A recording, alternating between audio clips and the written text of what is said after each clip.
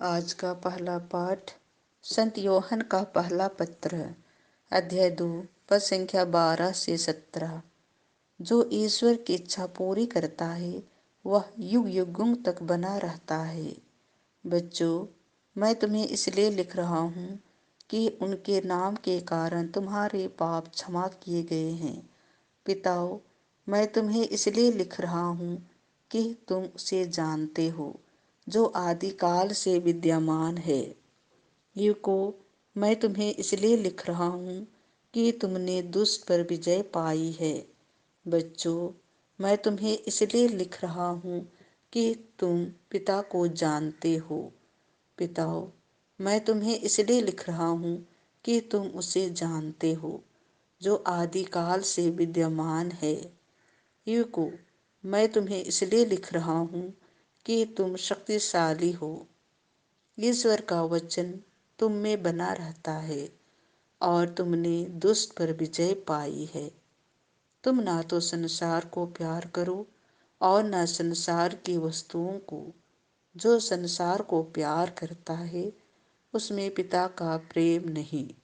संसार में जो शरीर की वासना, आंखों का लोभ और धन संपत्ति का आडंबर है, यह सब पिता से नहीं बल्कि संसार से आता है।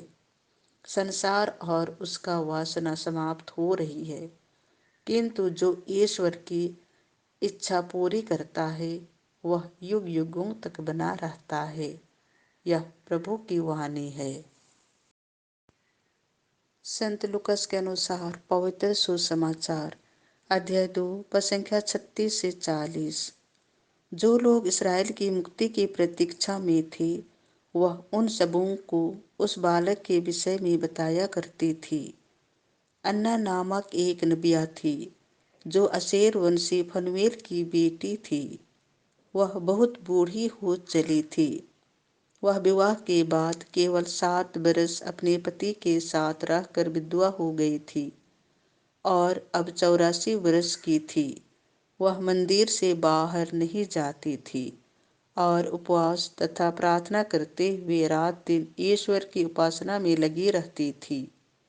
वह उसी घड़ी आकर प्रभु की स्तुति करने लगी और जो लोग यरूशलेम की मुक्ति की प्रतीक्षा में थे वह उन सबों को उस बालक के विषय में बताया करती थी। प्रभु की संहिता के अनुसार सब कुछ पूरा कर लेने के बाद वे गलीलिया अपनी नगरी नाजरेत लौट गए। वह बालक बढ़ता गया, उसमें बल तथा बुद्धि का विकास होता गया और उस पर ईश्वर का अनुग्रह बना रहा। यह प्रभु का सुसमाचार है।